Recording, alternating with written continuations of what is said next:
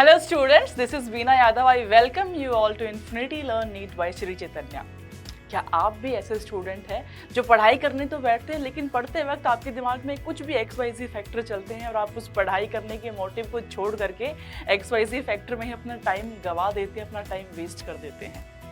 तो ये वीडियो आप बच्चों के लिए है। मैं आपको मैक्सिमम 5 मिनट्स में एक्सप्लेन करूंगी कि कैसे आप अपने स्टडी आवर्स को बढ़ा सकते हो, कैसे आप फोकस्ड रह करके अपनी पढ़ाई को कर सकते हो ताकि आपकी जो प्रोडक्टिविटी है वो डबल हो जाए, वो ट्रिपल हो जाए।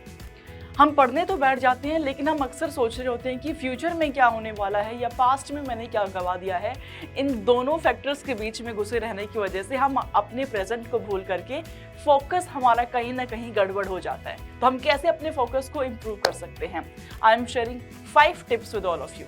Number 1 tip, find a suitable environment. हमेशा मेक श्योर करें कि आप जब भी पढ़ने बैठते हो तो आपका एक स्टडी टेबल होना चाहिए, एक चेयर होना चाहिए।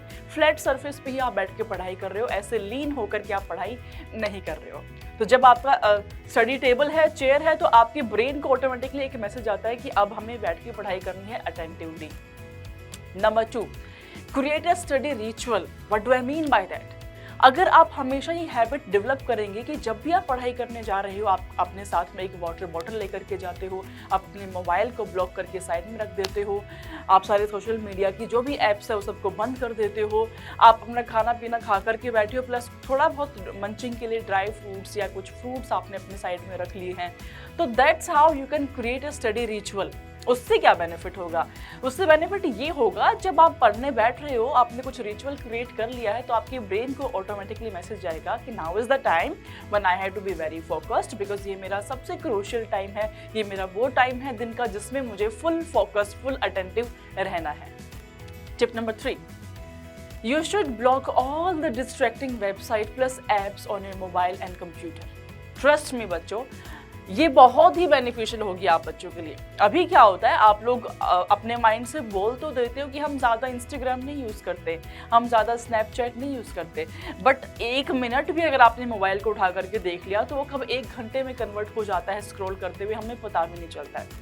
और जब हम पढ़ाई कर रहे हैं फुल अटेंटिव हो करके, एक सिंपल सा पॉपअप, एक सिंपल सा notification will lead to 1 hour of scrolling on the Instagram और let's say on the Snapchat. आप पूरा 1 घंटा उस पर स्क्रॉल करते रह जाते हैं। तो जब भी आप पढ़ने बैठे, मेक श्योर अपनी स्टडी रिचुअल में इस एक चीज़ को ज़रूर ऐड करें कि मोबाइल के सारी ऐप्स को आपने बंद कर दिया है, आपने नोटिफिकेशंस को टर्न ऑफ कर दिया है, मोबाइल को भी मैं कहती हूँ स्विच ऑफ कर करके साइड में रख दो ताकि आपको कोई भी डिस्टर्बेंस उस टाइम पे ना हो, ताकि आपके दिमाग में ये हो कि इस टाइम जब मुझे पढ़ाई करनी है, इस वक्त मैं कोई मोबाइल, कोई लैपटॉप कुछ भी नहीं देखने वाला हूँ, अब मैं सिर्फ सेल्फ स्टडी करने वाला हूँ। टिप नंबर 4, हमेशा अपने पढ़ाई के सेशंस को स्पेस आउट करें।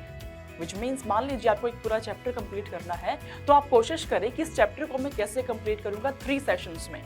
सबसे पहले मैं 20-25 मिनट पढ़ाई करूंगा, 2-3 मिनट का ब्रेक लूंगा, 25 मिनट पढ़ाई, फिर 2-3 मिनट का ब्रेक लिया, फिर 25 मिनट पढ़ाई, 2-3 मिनट का ब्रेक लिया। ये 3 सेशंस में मेरा पूरा चैप्टर फिनिश हो जाएगा और चैप्टर फिनिश होने के बाद I will take 20 minutes of break. तो जब आप अपने चैप्टर को ऐसे डिवाइड करके, स्पेस आउट करके पढ़ाई करते हैं तो वो चंक्स में आपका कंप्लीट भी हो जाता है और एक सिंपल चंक पे आपको फोकस करना है, इसलिए आप कम समय के लिए बहुत अच्छे से अटेंटिवली फोकस भी कर पाते हैं। Tip number 5, focus on your skills not the grades. हमारा बिहेवियर ये होता है कि हम बहुत ज़्यादा रिजल्ट ओरिएंटेड होते हैं। अगर हमारे ग्रेड्स अच्छे नहीं आए तो हम डीमोटिवेट फील करते हैं और आगे बढ़ने की इच्छा हमारे अंदर कम होती चली जाती है।